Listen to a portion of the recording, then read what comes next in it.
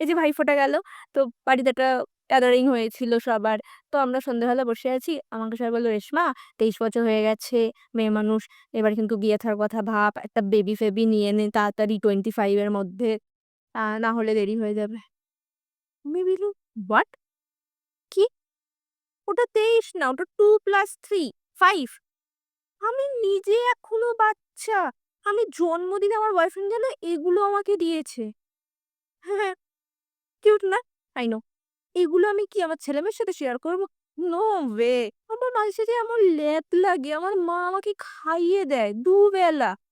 Breakfast skip করে দেয় কারণ নিজে হাতে খেতে হবে। আমার এত ল্যাদ লাগে। আমি করব সংসার, রান্না-বান্না, বাচ্চা খাওয়াবো। পাগল নাকি? ওখানে ওটা তো আমার শ্বশুরবাড়ি না, বিগ বস হয়ে যাবে। শ্বশুর, শাশুড়ি, ভাসুর যা। আমি বলছি, "আমাকে একটু খাইয়ে দাও কেউ।" সব ছেড়ে দাও। আমি মাঝে সাঝে এরকম কোনো কিছুর জন্য জেদ করি। লাইক আমার বয়ফ্রেন্ড এসছে অ্যান্ড আমার কাজিন ভাই-বোনদের জন্য কোনো চকোলেট নিয়ে এসছে আর ও আমার জন্য আনেনি। তো আমি রুমে এনে ওর সাথে আমি ০.৫ ঘন্টা ঝগড়া করি যে, "আমার চকোলেট কোথায়?" ও আবার গিয়ে চকোলেট নিয়ে আসে। ভাই আমার কথা না ভাব ভাই, আমার বয়ফ্রেন্ডটার কথা ভাব। দেখুন কাকু-কাকিমা যারা ছিল, দিদা, বুঝতে পারছি আপনাদের ঘরে অশান্তি চলছে। আপনারা চান আরেকটা নতুন ঘরে অশান্তি শুরু হোক। বাট বাল্যবিবাহ ২০২৫ এ বন্ধ হয়ে গেছে।